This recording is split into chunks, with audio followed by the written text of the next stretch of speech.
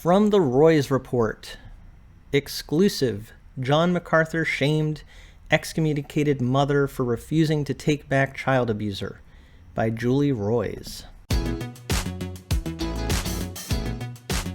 So this is a report that has come out a few days ago as I'm recording this, and a lot of people are talking about it.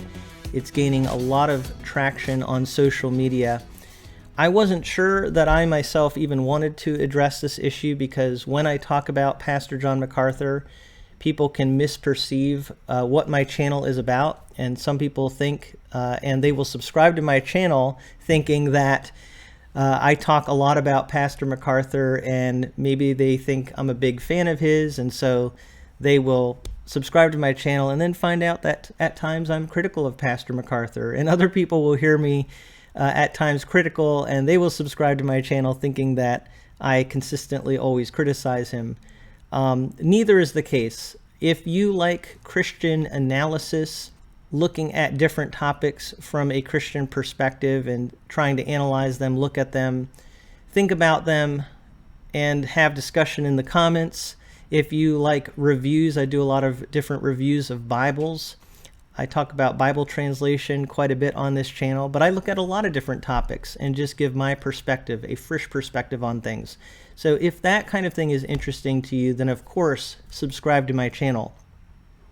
If you're looking for a Pastor MacArthur defense or attack channel, that is not what my channel is about. So I just want to make that clear right off the bat. But getting to this issue particularly, I've actually had some friends already do videos about this topic, and they had various reactions to this. People are reacting in different ways. But it says here again that John MacArthur, he shamed excommunicated mother for refusing to take back child abuser. And this is from Julie Roys, from the Roys Report. The situation actually, and this is important to realize, is this is something that happened in the early 2000s. On August 18th, 2002, prominent radio pastor and author John MacArthur took time during an evening service to address a grave matter at his 8,000-member Grace Community Church in Sun Valley, California. A woman at GCC was living in sin, MacArthur alleged, and though shaming her publicly was sad, MacArthur said it was necessary to maintain fidelity to God and His Word. So this woman ultimately received church discipline during this time period, and this was in the early 2000s. It came to light, though, eventually that her husband was in fact abusive to her and the children, to the point where he actually is serving time, serving a lot of time for his abuse. So what this article is showing is really a mishandling of a situation. Now, something that's really important to keep in mind with this whole situation is that the report here is of something that is about 20 years ago, and this is from Julie Roys. So the report is being made presently.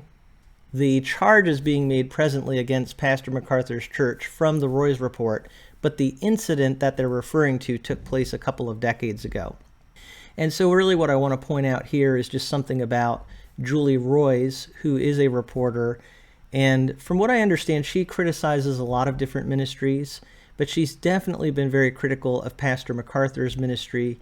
This is not the first time that she has brought up criticism of his ministry.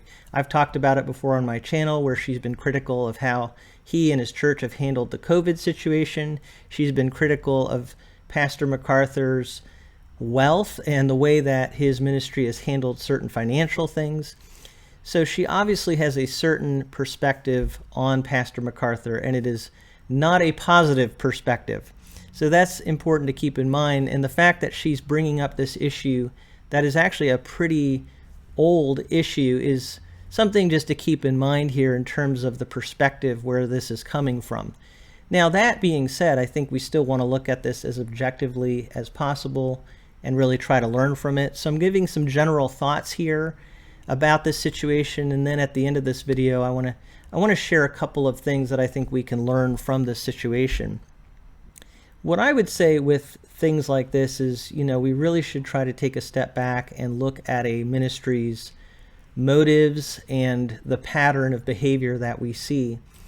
And obviously, I would say my initial reaction is I really don't believe that the leaders of Grace Community Church would ever want to put children in harm's way. I'm sure they would want to be protective of children. Now, that being said, that doesn't mean they handled this situation in the right way. But in general, I think that their approach would be that they want to be protective of children. And if we look at the pattern of their ministry, we just have to take a look at what is it that we see. Do we see consistently that children are being put in danger and that people who are victims of abuse are not being protected? Or is this more of an isolated, unique, an outlier kind of an incident in this particular ministry? So that's something that we really do have to take a look at. And I'm not saying I have the total answer to that, but as we think about situations like this, remember, a ministry could be accused of something, but it may not be a pattern of behavior. It may be an isolated incident.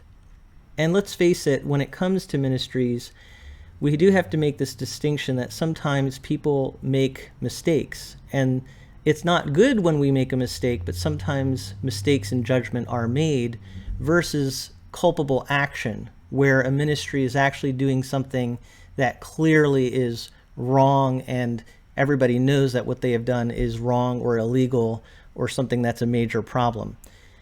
So I'm just saying at this stage of things, it's really important as we think about a situation like this to think about what is this ministry's motives, what is the pattern of behavior that we see in this particular ministry.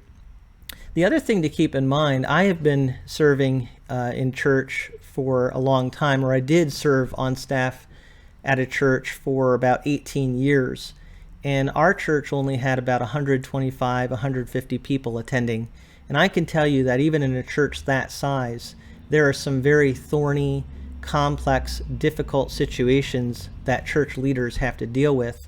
So I can imagine that in a church like Grace Community Church with thousands of people, that there are times where they have some pretty difficult situations that they're dealing with. And also keep in mind, too, when it comes to situations, even like this one, that often from the outside, it looks like it's a very straightforward, simple situation, and we know the answer right off the bat.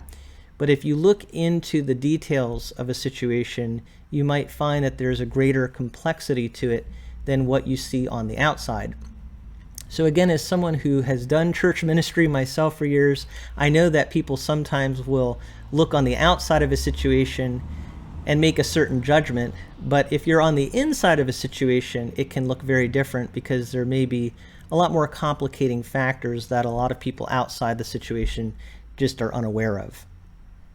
There's one other general comment I want to make about this situation that I actually think is really important when it comes to how Julie Roys, the reporter, presents this whole thing. So I'm going to go to a certain part of the article here where I noticed that it says, in 2004, 2 staff pastors at Grace Community Church were written up by LAPD for their alleged mishandling of David Gray's abuse. David Gray is the husband that abused his wife Eileen and her children. Carrie Hardy, who was the counselor in the situation at the church, was charged with 2 misdemeanors, failing to report child abuse and intimidating a witness, Eileen Gray.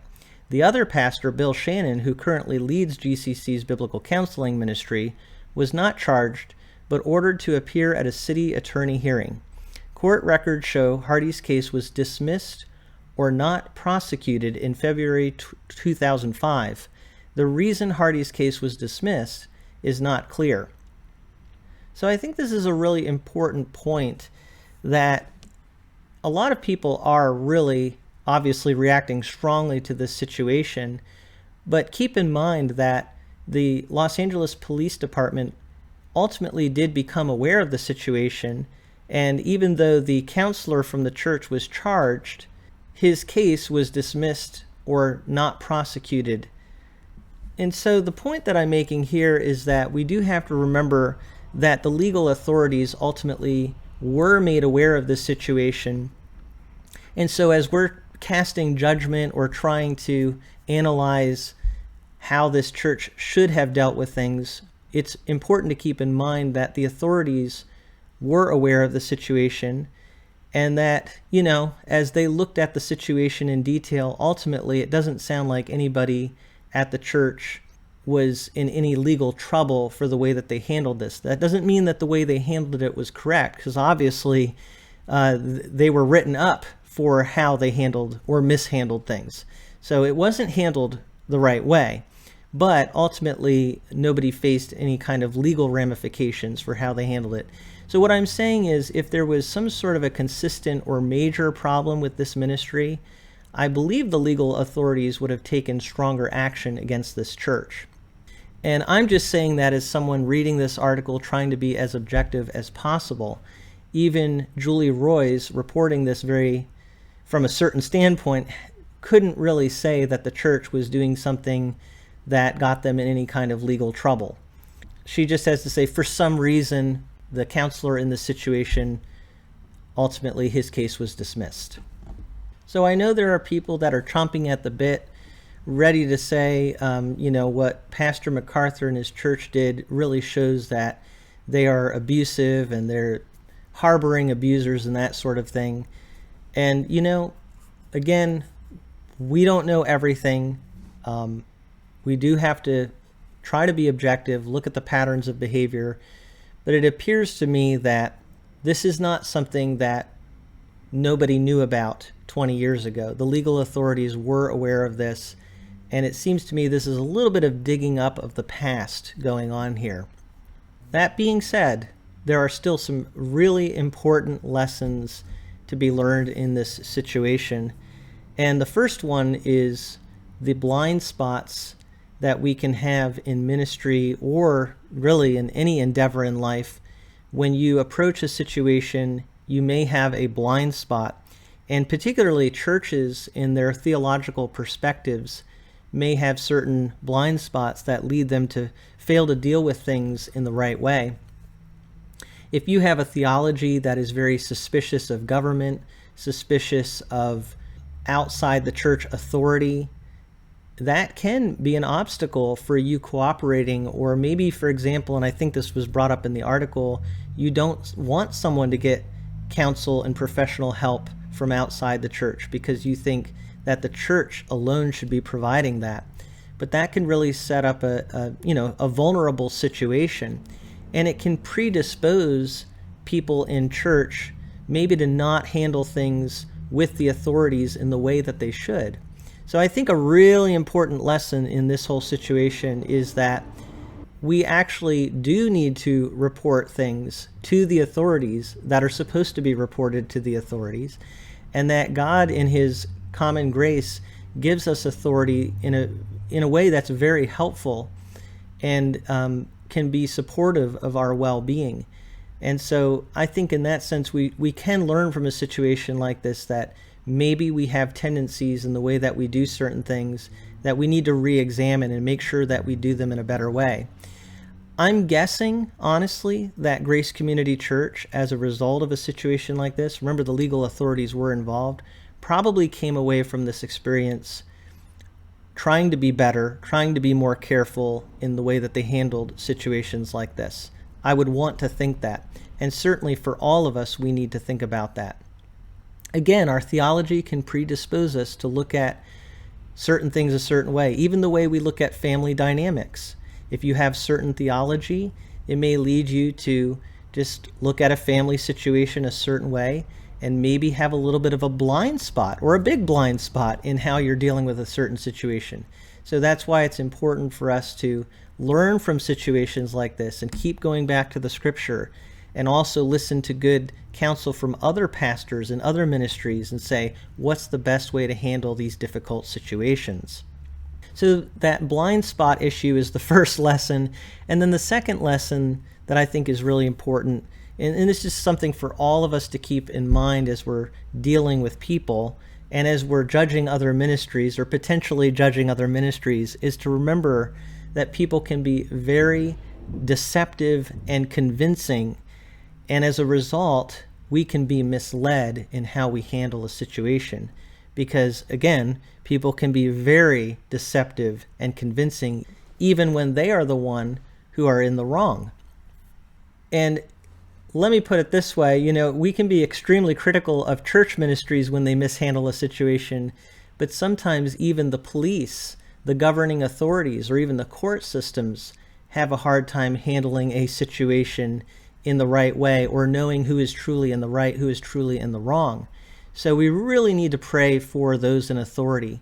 That includes our secular authorities as well as our church authorities, because it can be very hard to know how to look at a situation and how to handle it wisely.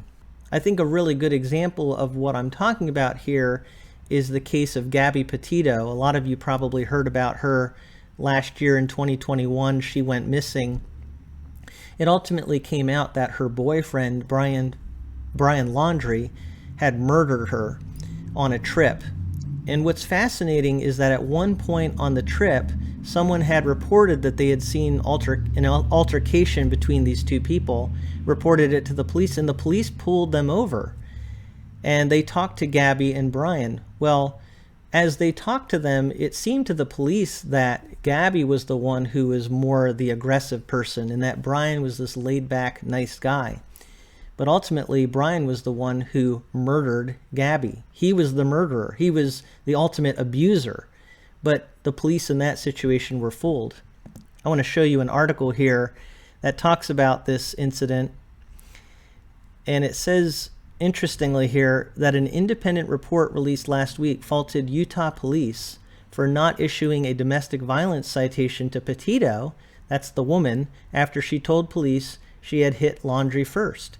The report also pointed to indications Petito was likely a victim in their overall relationship and faulted investigators for not taking a statement from a 911 caller who reported seeing the couple outside their van and a man slapping a girl. So the police in this situation were actually faulted for mishandling, and it ended up costing this young woman her life. Now, hindsight, of course, is a whole different perspective, and nobody is saying that the police are ultimately at fault for her dying. That ultimately is in the hands of that man, Brian, who murdered her. And I believe he ended up killing himself. Very tragic situation. However, the police clearly there could have done a better job than they did, and maybe seen some things that they didn't see at the time when they were interviewing Gabby and Brian. And that's because when you're in a situation, it's very hard to see things the right way. And then in hindsight, you may look at it very differently once all of the truth comes out. I think you definitely saw that in the case of Gabby Petito and the way the police looked at the situation. But you see that too probably here with Grace Community Church and how they looked at this particular situation. Now, one more thing I'm going to point out here is at the end of Julie Roy's article. She says, the next year, Eileen learned that David had not only physically, emotionally, and verbally abused her children, but had sexually abused them as well. And then she reported her husband's abuse to the LAPD. Even then, Grace Community Church did not defend and support Eileen, but instead rallied behind her husband. The Roy's report will describe the rest of Eileen's story in a follow-up article to be released shortly. So Julie Roy's is going to do more reporting on this situation, and I don't know, I may do a video on that as well, but I did want to at least talk about the situation as we know it right now and give some of my thoughts. Of course, again, there's a lot more that could be said. There's so many things about this, even on the issue of church discipline and how do we go about church discipline, that sort of thing. A lot of different things we could talk about there. But I just wanted to share some of these things with you, help to process for myself, but also others to process what we're hearing, and hopefully have good edifying dialogue. Let me know what you think in the comment section below. But thank you so much for taking some time to listen to some of my thoughts on this topic, brought to you from A Frisch Perspective.